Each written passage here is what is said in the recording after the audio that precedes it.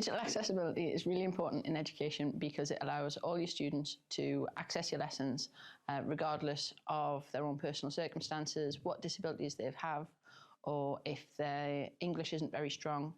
It helps for those with visual impairments, those who have any sort of physical disability which may make it harder for them to write or harder for them to see things for different reasons.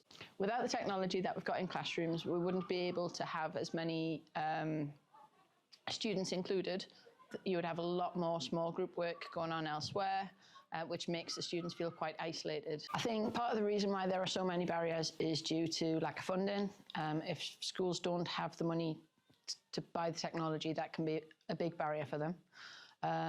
In some cases, I also think it could be due to lack of training, so they don't understand the reasons why they need to do the things they do. And if staff don't know the why, then they are less likely to implement it in their classrooms.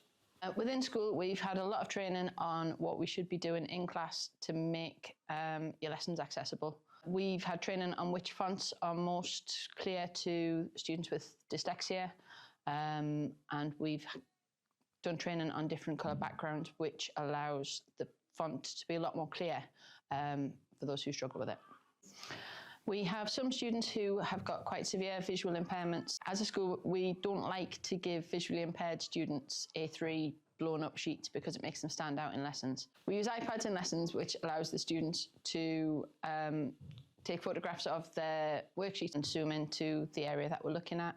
It also allows them to be able to hold it, so some students need to hold it to one side to be able to view it. We use visualizers because you can then take students' work and you can share it on the board.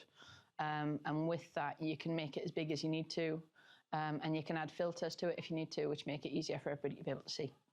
For deaf students, it's possible to have the screen show what the teacher's saying in sort of like a caption box across the bottom.